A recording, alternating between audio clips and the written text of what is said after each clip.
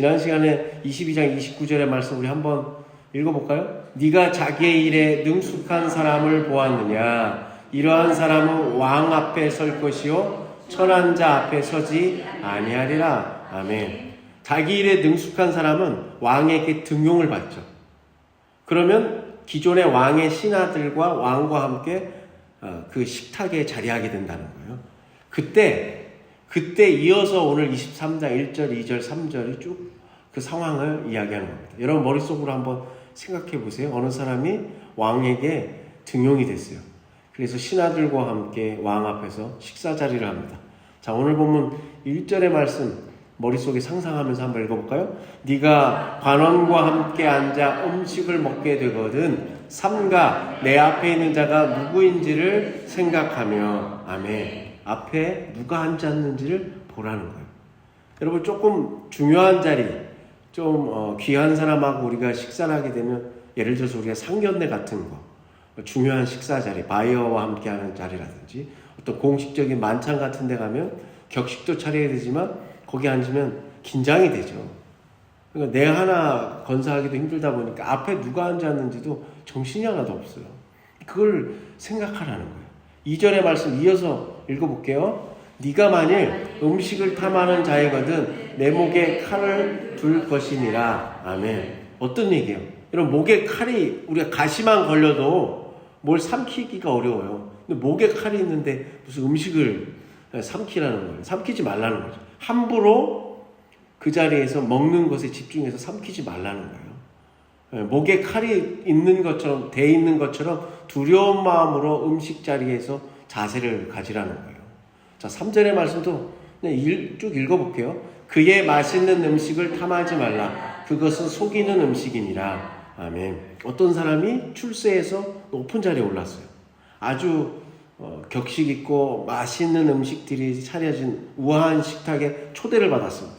근데 거기서 앞에 누가 앉았는지, 지금 식사를 같이 하는 사람들이 어떤 사람인지, 거기서 자기가 하는 행동, 그리고 먹는 모습, 말 한마디가 얼마나 중요한지를 잊어버리고 그냥 눈앞에 있는 맛있는 음식에만 정신이 팔려서 막 개걸스럽게 먹지 말라는 겁니다. 왜요? 여러분 우리가 음식이 맛있으면 그 먹는 재미가 있어요. 그거 당연한 거잖아요. 근데 왜 그럴까요? 자, 예수님도 이런 비슷한 말씀을 하신 적이 있어요. 자, 누가복음 14장 8절의 말씀 한번 읽어볼까요? 네가 누구에게나 혼인잔치에 청합을 받을 때 높은 자리에 앉지 말라. 아멘. 우리 이 말씀 여러 번 읽어봤고 익히 잘 알고 있는 말씀이거든요. 그런데 왜 예수님이 잔치 자리에 우리가 초대를 받았는데 높은 자리에 앉지 말라고 그랬을까요? 왜 그랬을까요? 당시에 식탁에서는 높은 자리에 앉는 사람, 즉 사람에 따라서 나오는 음식이 달라요. 예를 들어서 여러분 우리가 비행기를 타요. 1등석, 2등석, 3등석 있잖아요. 그러면 여러분 나오는 기내식이 달라요. 마찬가지로 여러분 그 신분에 맞게 음식의 대접이 다 있었단 말이죠. 그러니까 낮은 자리에 앉아 있으면서 주인이 거기 왜 앉으세요? 왜 앉아 계세요? 일로 오시죠. 높은 자리로 인도하게 그냥 처음부터 낮은 자리에 앉으라는 거예요. 그런데 네가 처음부터 높은 자리에 앉아서 너보다 더 높은 손님이 왔을 때 주인이 주위를 살피다가 자리가 없으면 누구 보러 비키라고 그래요? 나를 비키라고 한다는 거예요. 그러니까 차라리 낮은 자리에 앉으라는 거예요. 앞서 말씀드린 대로 옛날에는 신분에 따라서 공급되는 음식이 달랐어요. 그러니까 좋은 음식 먹을 생각에 높은 자리에 앉지 말라는 거예요. 그런 마음을 버리라는 거예요. 여러분 디오게네스라는 사람이 있었습니다. 알렉산더 대왕이 그를 자기의 스승으로 모시고 싶었어요. 그래서 몇 번이나 찾아가서 토굴 속에 있는 이 사람을 자기의 스승이 되어달라고 찾아가서 부탁합니다. 근데 그는 알렉산더 대왕이 찾아와서 그런 부탁을 해도 그냥 가만히 듣다가 딱 한마디를 해요. 내가 말 한마디만 부탁 하나가 있는데 들어주겠습니까? 알렉산더 대왕이 그럼요, 제 스승이 되어주신다는데 제가 무슨 부탁을 못 들어드리겠습니다. 잠깐 좀 옆으로 비켜놔 주세요. 햇빛을 가립니다. 여러분 디오게네스라는 사람이 지금 알렉산더 대왕의 스승이 되겠다는 거예요? 안 되겠다는 거예요? 안 돼요. 결국 고사합니다. 그리고 그의 친구가 알렉산더 대왕의 뜻을 따라요. 그리고 어느 날 그 친구가 알렉산더의 스승으로 삼기 원했던 이 디오게네스를 찾아와요. 이보게, 자네가 한 번만 머리를 숙이면, 그 대왕 앞에서 머리를 숙였으면 나처럼 이렇게 호의호식 좋은 옷 입고 근사한 자리, 높은 자리에 올라가서 맛있는 음식을 먹으면서 살 텐데 자네 왜 그러고 사나? 한 번만 숙이면 되는데. 그러니까 이 친구였던 디오게네스가 뭐라고 그러냐면, 나는 이런 음식, 왕에게 굽실되지 않고 내가 이런 하찮은 콩 끄트머리 같은 음식을 먹고 있어도 나는 왕에게 굽실거리지 않아. 이렇게 대답했다고 합니다. 여러분, 식욕, 먹는 거 중요하죠. 그러나 그것을 먹고 싶은 마음에 개걸스럽게 먹지 말라는 거예요. 내가 그렇게 먹고 있으면 그 식탁에 함께한 사람들, 왕과 신하들이 내 모습을 지켜볼 거 아니에요. 그걸 잊지 말라는 거예요. 여러분, 먹을 걸 보면 그 사람을 알아요. 먹는 모습을 보면 그 사람을 안단 말이죠. 여러분, 옛날에 그 수도사, 열심히 하나님 앞에 영적인 수요를 했던 폰티쿠스라는 사람이 있었습니다. 4세기 때. 이 사람이 가장 우리가 걸리기 쉬운, 범하기 쉬운 죄 중에 하나가 탐심이라고 했어요. 예. 다른 말로 하면 식탐이에요. 우리가 걸리기 쉬운 죄가 뭐라고요? 식탐이에요. 그러면서 그는 먹는 것은 사람의 기본적인 욕구인데 이 식탐이 4가지 종류가 있다고 얘기합니다. 하나는 뭐냐면 급하게 먹는 거예요. 빨리 먹는 거예요. 속식. 우리 특히 남자분들은, 군대 갔다 오신 분들은 우리가 그 타이에 의해서 막 빨리 먹잖아요. 저 그걸 고치려고 애를 써도 그게 막 그렇게 되죠. 왜요? 빨리 먹는 게 왜 문제가 될까요? 속식이 왜 문제가 될까요? 음식에 대해서 감사하는 마음을 갖기도 전에 입에 넣고 씹고 삼키기 때문이에요. 여러분, 몇 주 전에 제가 한번 소개해드린 그런 시 있었잖아요. 꼭꼭 씹어서 공손히 삼켜라. 그것을 허겁지겁 먹어버리면 어느 틈에 고마운 마음이 들겠느냐. 어느 목사님의 시처럼 우리가 너무 빨리 먹는 것도 조심해야 된다는 거예요. 두 번째 식탐이 뭐냐면 방금 오늘 본문에 나오는 개걸스럽게 먹는 거예요. 이게 탐식입니다. 왜 개걸스럽게 먹는 거예요? 맛있는 음식을 행여라도 다른 사람이 먹을까 봐. 내가 더 하나라도 더 먹기 위해서 막 개걸스럽게 먹는 거죠. 그러니까 남을 배려하지 않는 겁니다. 이게 우리가 걸리기 쉬운 식탐의 죄 중에 하나는 거예요. 세 번째가 여러분 과식입니다. 많이 먹는 거예요.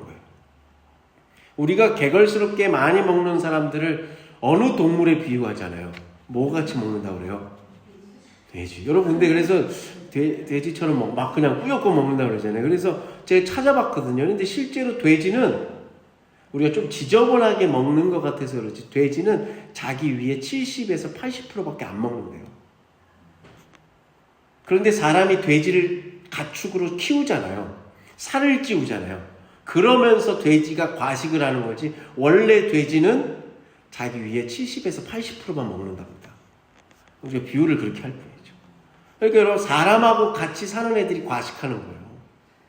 여러분, 네 번째 식탐의 네 번째 종류는 입맛에 까다롭게 먹는 거예요. 이걸 우리 다른 말로 뭐라 그래요? 미식이라고 그러죠. 빨리 먹는 거 속식, 여러분 개걸스럽게 먹는 탐식, 세 번째가 많이 먹는 과식, 네 번째가 뭐였어요? 까다롭게 구는 미식이에요. 아, 나 이런 거 안 먹어. 입맛에 안 맞아. 옛날에 수도사들은 주는 대로 먹었어야 돼요. 심지어 하루에 2끼만 먹어요. 3끼를 다 먹지 않아요. 그리고 양도 하루 전체 양이 정해져 있어요. 약 1파운드 정도만 먹어요. 근데 그날 농사일을 좀 많이 했다, 힘든 작업을 좀 많이 했다, 그럴 경우만 조금 더 먹는 거예요. 먹는 것도 훈련이었단 말이에요. 그게, 그리고 수도원의 원장을 뽑을 때 조건 중에 하나가 뭐냐면, 저 깜짝 놀랐어요. 많이 배부르게 먹는 사람은 원장의 자격이 없어. 왜요? 배불러지면 여러분 우리가 어떻게 되죠?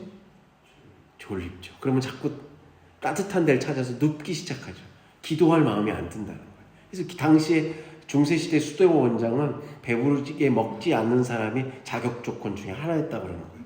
여러분, 오늘 본문 말씀을 다시 1절부터 3절을 그냥 눈으로 보세요. 그냥 하나의 에피소드가 아니에요. 네가 출세하려면 식탁에 앉아서 칼은 어느 쪽에 놓고 포크는 어느 쪽에 놓고, 여러분, 그런 예절의 문제가 아니라 어느 자세로 먹어야 되는지 우리에게 보여주는 거예요. 여러분, 음식을 잘 먹는 사람, 탐하는 사람은 나쁜 사람이 아닙니다. 그런데 탐할 수밖에 없는 어린 시절에 가난한 시절이 있을 수도 있어요. 음식을 많이 먹는 것을 빨리 먹는 것을 우리가 뭐라고 하라는 게 아니에요. 그런 사람을 욕하면 안 돼요. 그래도 성경의 말씀은 뭐 하라는 거예요? 절제할 수 있어야 된다는 거예요. 그래서 오늘 2절에 뭐라고 그래요? 네가 만일 음식을 탐하는 자이거든 내 목에 칼을 둘 것이라.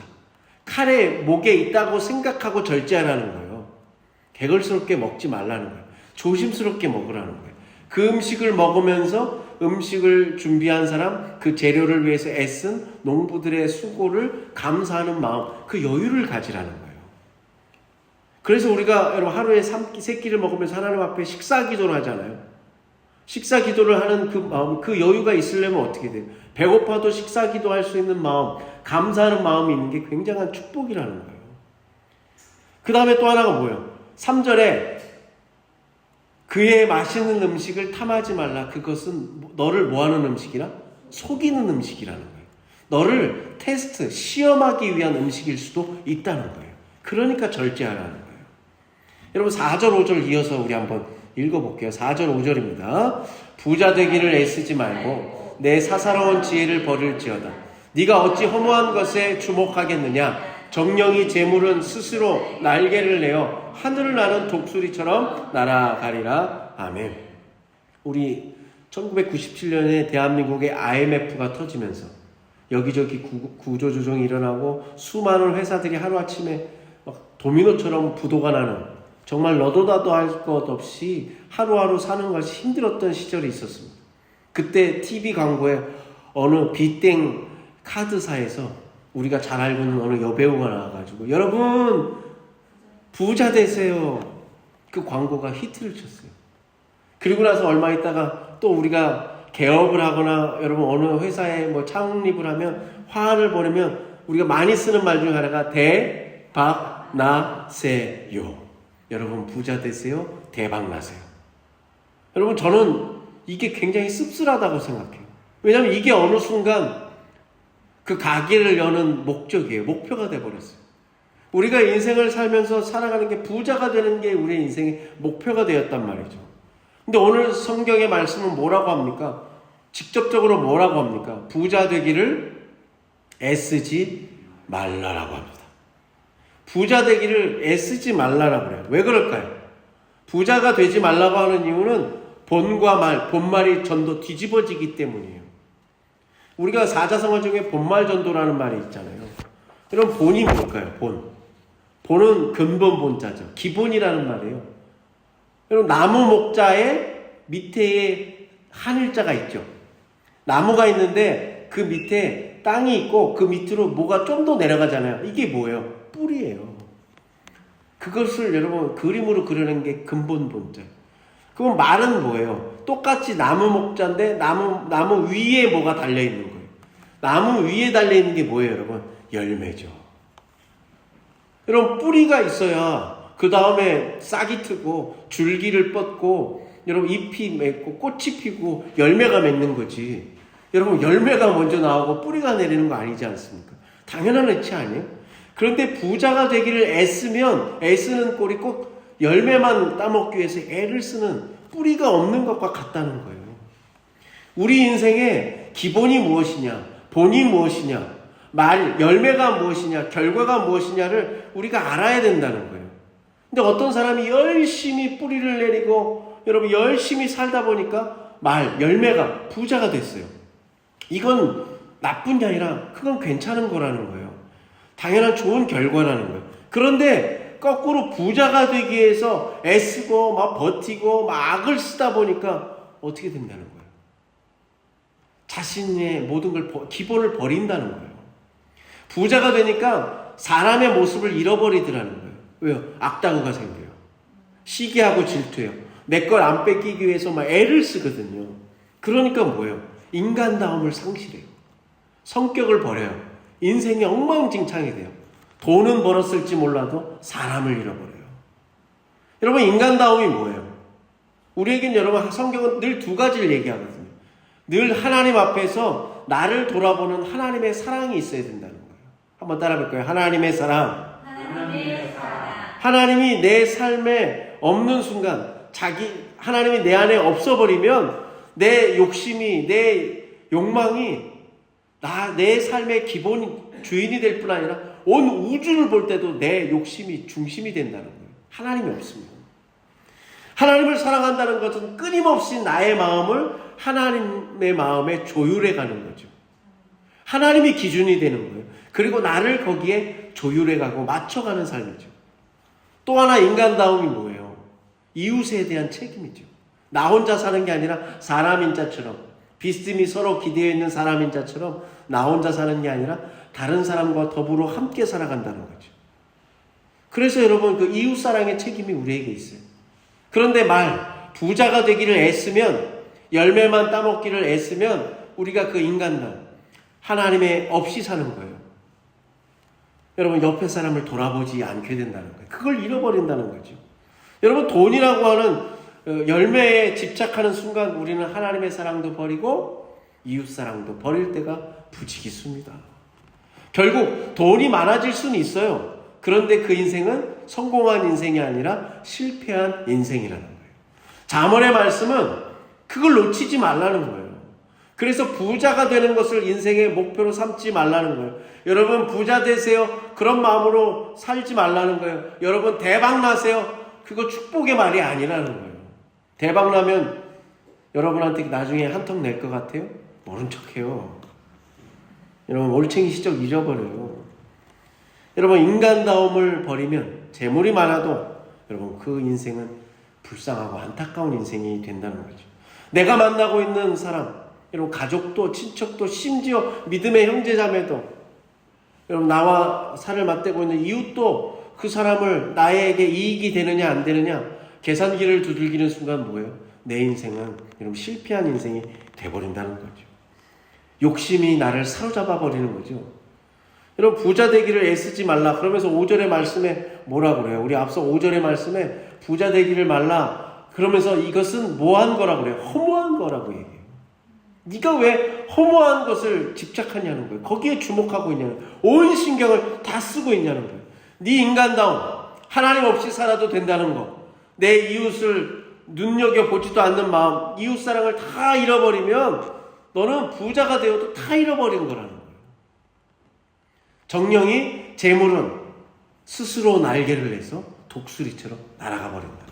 한 줌의 손에 움켜질 수 없다는 거예요.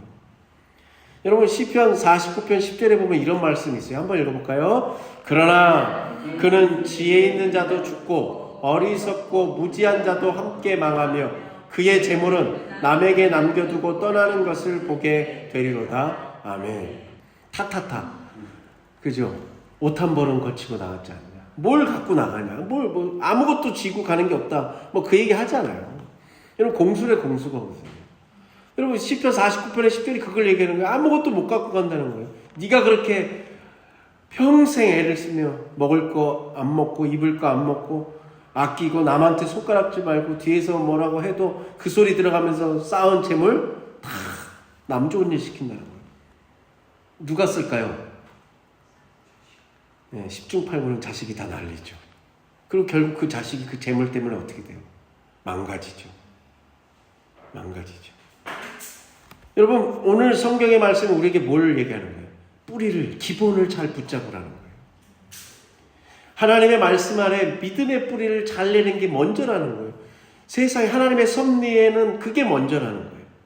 그 본을 먼저 뿌리를 내리는 사람이 진짜 행복한 사람이라고 우리에게 얘기합니다.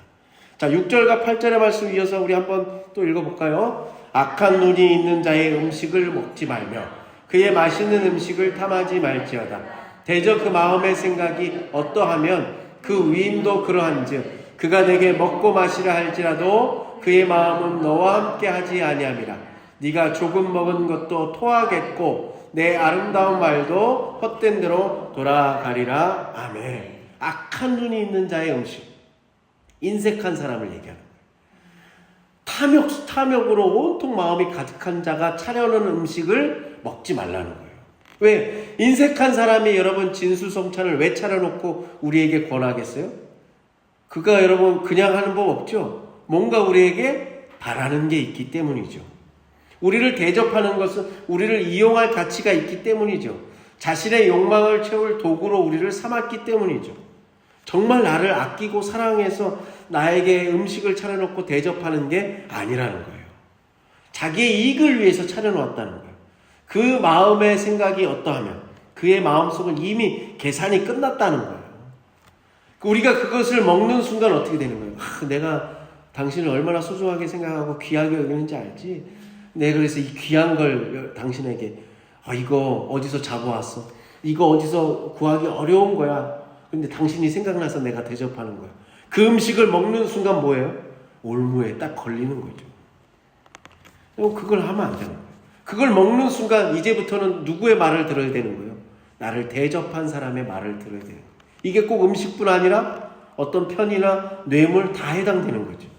그런 불의한 음식을 먹은 사람은 결국 8절의 말씀에 그것을 뭐한다? 토해낸다는 거예요. 내게 안 된다는 거예요.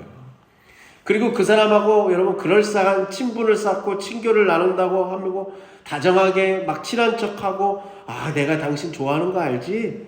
내가 언제나 너의 백이 돼줄게. 든든하게 뒤를 봐줄게. 이런 게 전부 다 나한테 뭐가 된다는 거예요? 올무가 돼요. 내 발목을 붙잡게 된다는 겁니다. 여러분 누군가가 필요 이상의 호의를 베풀면 우리는 어떻게 해야 돼요?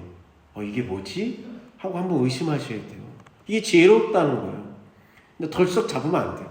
지난주에도 한번 말씀드렸던 시편 1편 1절에 뭐라고 그래요? 복 있는 사람은 어디 앉나요? 죄인의 자리에도 앉지 않고 여러분 오만한 자의 자리에 앉지 않아요. 왜요? 그는 늘 하나님의 말씀을 즐거워하고 주야로 하나님의 말씀 율법을 묵상하기 때문에 이 자리에 앉으면 안 된다는 걸, 이 음식을 먹으면 안 된다는 것을 분별하기 때문이라는 거예요. 9절의 말씀도 이어서 한번 읽어볼게요. 미련한 자의 귀에 말하지 말지니 이는 그가 내 지혜로운 말을 업신여길 것임이라. 아멘. 미련한 자에게는 적절한 조언을 하지 말라는 거예요. 왜? 말해도 안 듣는다는 거예요. 미련한 사람은 여러분 머리가 나쁜 사람이 아니에요. 들을 생각이 없는 사람이에요. 저 미련해. 여러분 미련 곰탱이야. 그건 여러분 우리는 머리가 나쁘거나 이런 사람을 얘기하지만 아니요. 안 들리는 사람이에요. 남의 얘기를 조언을 안 듣는 사람이에요. 하나님의 말씀을 안 듣는 사람이에요. 그래서 예수님도 오죽하면 마태복음 7장에 보면 뭐라고 하냐면 거룩한 것을 개에게 주지 말며 너희 진주를 돼지 앞에 던지지 마라. 좀 심한 말씀 하시잖아요. 정말 좋고 귀한 것을 돼지한테 주겠느냐? 개한테 주겠느냐? 이게 뭐예요? 너랑 지금 소통이 안 되는 사람한테 뭘 주냐는 거예요. 귀하게 여기지 않는데 속상하게 그 사람한테 줘봤자 뭐 하냐는 거예요. 여러분 미련한 자의 귀에 말하는 이유는 우리가 미련함에도 불구하고 그 사람한테 막 얘기를 해주는 이유는 뭐예요? 내 눈엔 뻔히 보이기 때문이죠. 다급해서 그래요. 그렇게 하지 말라는 거죠. 그런데 여러분 우리는 그래서 저 사람한테 얘기를 해야 되나 말아야 되나 고민을 해요. 근데 여러분 또 다른 이야기가 나오죠. 예언서를 우리가 수요일마다 읽었잖아요. 예언서에 보면 에스겔서에 보면 이런 말씀이 있어요. 인자야 내가 너를 이스라엘 족속의 파수꾼으로 세웠으니 너는 내 입의 말을 듣고 나를 대신하여 그들을 깨우치라. 하나님이 예언자, 이스라엘 백성들이 하나님의 말씀을 경청하지 않으니까 예언자를 들어서 하나님의 말씀을 대신 전하도록 해요. 그죠? 그러면 하나님의 말씀을 안 듣는 이스라엘 백성은 미련한 자잖아요. 그럼 잠언의 말씀에 따르면 말 안 해야 되잖아요. 근데 하나님은 또 한편으로 예언자라는 사람을 들어서 주의 종을 들어서 말을 하게 한단 말이에요. 그럼 말을 안 하면 어떻게 돼요? 막 네가 파수꾼은 적이 오는 걸 알리는 사람이잖아요. 막 나팔을 불어서 자고 있는 사람을 깨워야 된단 말이에요. 그런데 네가 이스라엘 백성들 말해도 안 듣습니다. 하나님의 말씀도 안 듣는데 제가 대신 전한다고 저들이 듣겠습니까? 여러분 예언자가 그럴 수 있잖아요. 만약에 그렇게 하면 어떻게 한다고 그래요?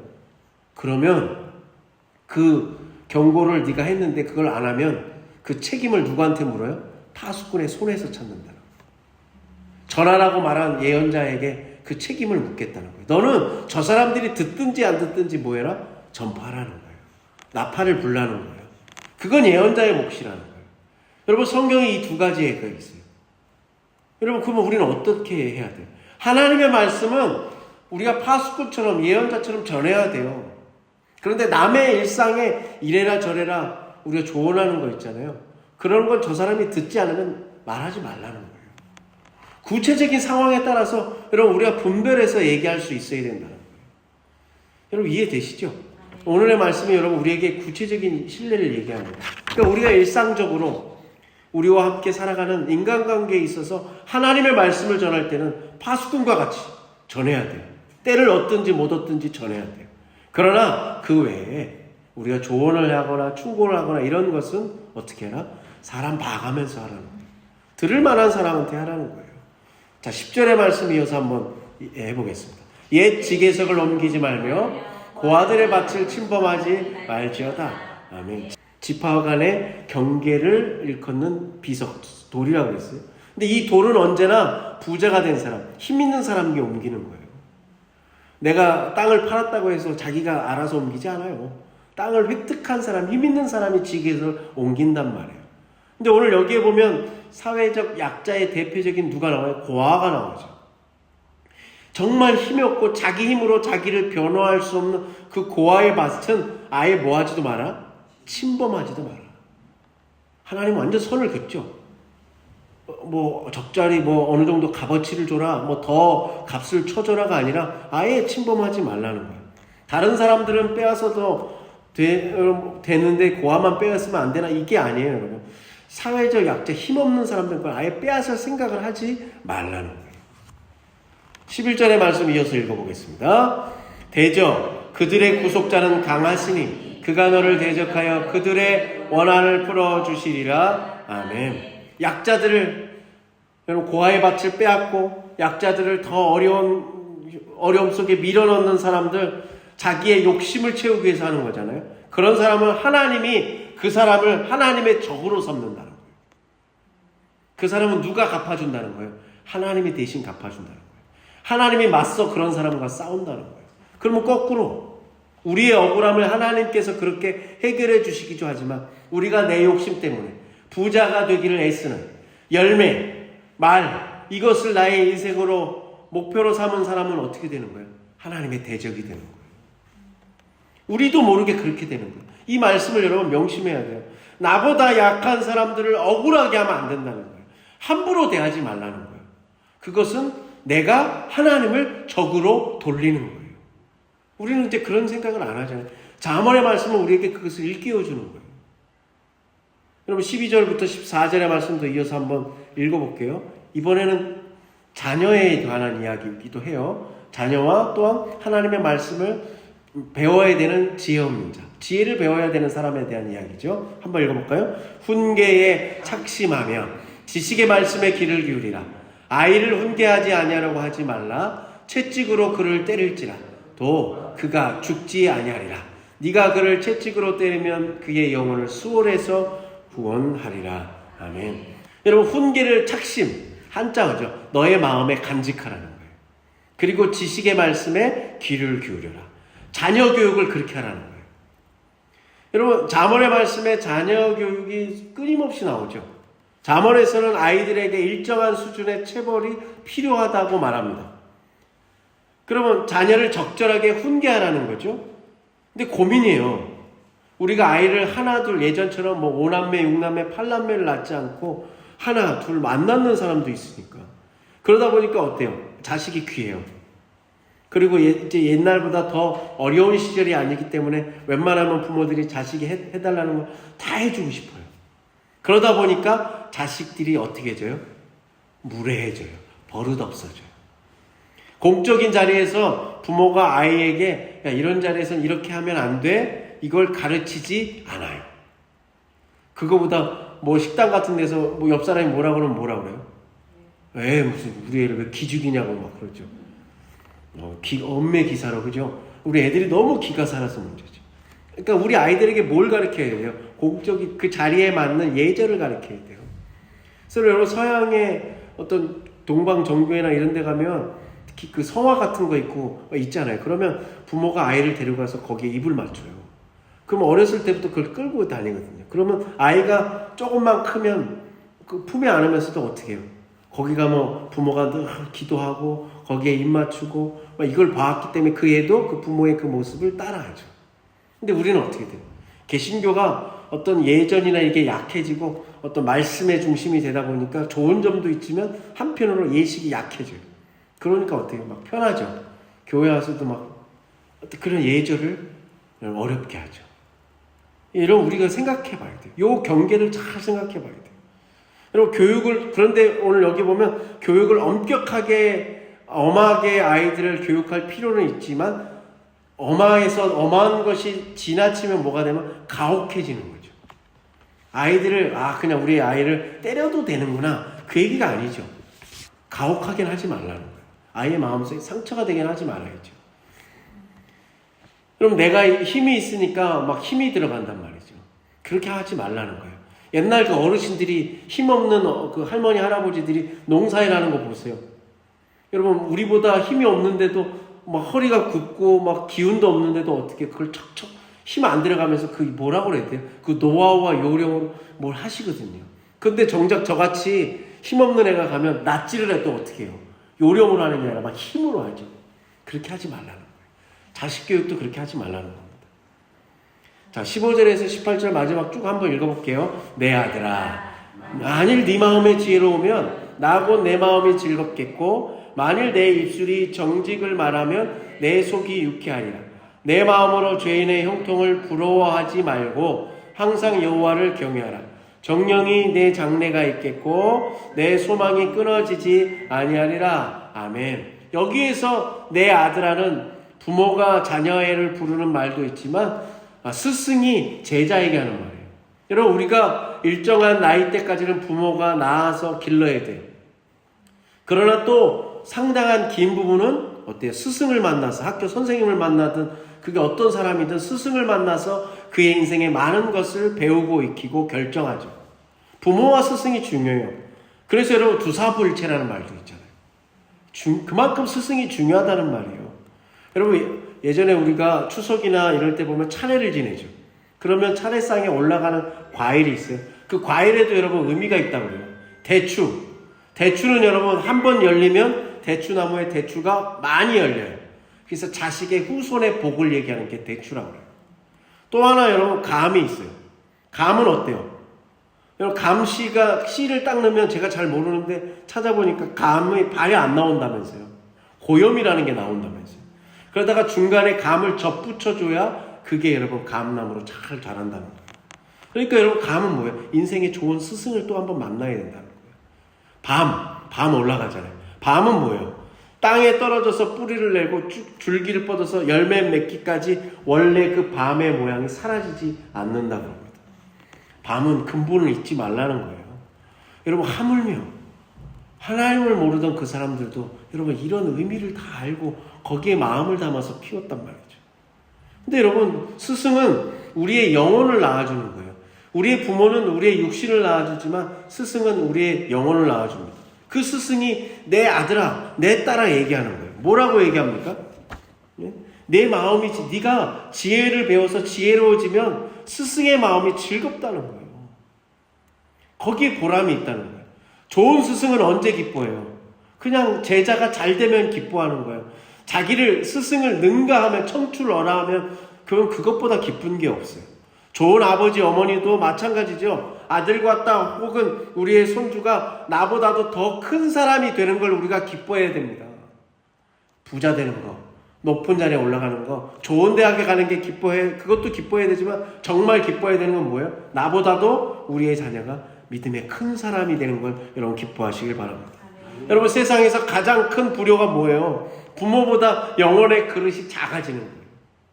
부모는 뼈 빠지게 성실하게 일해서 이만큼 쌓아놨더니 어느 날 그 부모가 돌아가니까 그것을 홀라당 흥청망청 써버리면 여러분 그 영혼의 그릇은 뭐가 되는 거예요? 작은 게 되는 거죠. 여러분 내 입술의 정직을 말하면 내 속이 유쾌하다. 지난 시간에도 속은 뭘 얘기한다고 그랬죠? 당시 유대인들은 속, 우리의 마음, 감정이 어디에 있다고 생각했어요? 콩팥에 있다고 했어요. 신장에 있다고 생각했다고 그랬잖아요. 그럼 내 속이 유쾌하다. 내 몸의 육신이 그냥 막 시원하고 통쾌하다는 거예요. 오장육부가 건강하다는 거예요.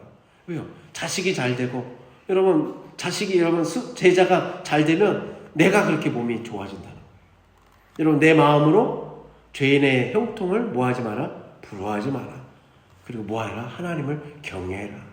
남이 잘 되는 거, 악착스럽게 살고 남 속이고 등쳐먹는 사람이 잘 사는 걸 보면서 배 아파하고 속상해하지 말라는 거예요. 부러워하지 말라는 거예요. 너는 하나님을 경외하는데 집중해라. 그게 지혜로운 인생이라는 거예요. 그러면 18절에 뭐라고 그래요? 18절 말씀만 밑에지만 따로 한번 읽어볼게요. 18절, 정령이 내 장래가 있겠고 내 소망이 끊어지지 아니하리라. 아멘. 우리의 희망이 있다는 거예요. 우리에게 그래, 하나님을 경외하는 사람, 남을 부러워하지 않고 부자가 되기를 애쓰지 말고, 여러분, 본말에 전도되지 않고 뿌리를 붙잡고 근본을 붙잡고, 여러분, 자식도 그 믿음으로 가르치면 우리가 어떻게 된다고요? 미래가 있다는 거예요. 여러분, 미래가 있는 게 더 낫지 않아요? 여러분, 내일이 어떻게 될까 몰라서 여러분 전전긍긍하고, 여러분 자물쇠 채우고 또 자물쇠 채우고 금고에 늘 불안하고 새콤 설치하고 어떻게 될지 몰라서 안절부절하고 자식도 못 믿고 이웃도 못 믿고, 여러분 돈만 믿고 사는 그런 인생보다 여러분 하나님을 경외하는 인생은 미래가 밝다니까요. 그리고 뭐가 끊어지지 않습니까? 소망이 끊어지지 않습니다. 여러분, 이것을 지혜의 말씀이 뭐라는 거예요? 그냥 주어지는 게 아니라 네가 오늘부터 하는 말과 행동에 이것이 하나하나 만들어진다는 거예요. 하나님을 경외하는 너의 인생의 한 걸음 한 걸음에 네게 소망이 끊어지지 않는다는 거예요. 여러분, 길은 처음부터 나지 않아요. 내가 한 번 가고 두 번 가고 다른 사람이 가고 믿음의 선배들이 간 길에 내가 또 가면 그게 길이 되는 거잖아요. 여러분, 하나님이 내 앞길을 예비하셨습니다. 그냥 우리가 길을 개척하지 않아도 돼요. 믿음의 수많은 선배들이 이미 그 믿음의 길을 냈어요. 우리 길에 좀 좁아 보일 뿐이에요. 대로가 아닐 뿐이에요. 우리는 믿음으로 하나님을 경외하는 마음으로 오늘도 그 길을 한 발짝 한 발짝 가면 돼요. 그러면 우리에게 미래가 있고 우리에게 소망이 끊어지지 않을 줄로 믿습니다. 그러면 여러분, 그 길이 행복한 길이고 여러분 우리의 인생은 성공하는 인생이 될 줄로 저는 믿습니다. 여러분, 말씀을 마무리하면서 여러분, 말을 붙잡지 말고 뭘 붙잡아야 돼요? 뿌리, 근본을, 기본에 충실해야 됩니다. 그럴 때 우리의 삶이 하나님 보시기에 지혜로운 인생, 하나님을 경외하는 인생, 미래가 있고 여러분 소망이 끊어지지 않는 복된 삶이 될 줄로 믿습니다. 기도하겠습니다. 하나님 감사합니다. 주님의 귀한 은혜 가운데 우리가 함께 예배드리며 주님의 말씀을 읽고 묵상해 봤습니다.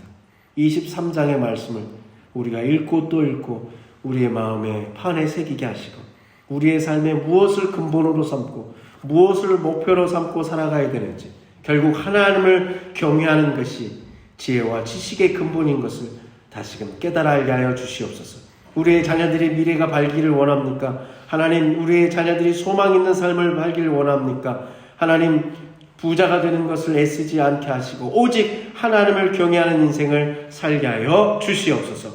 감사드리며 예수님의 이름으로 기도드리옵나이다.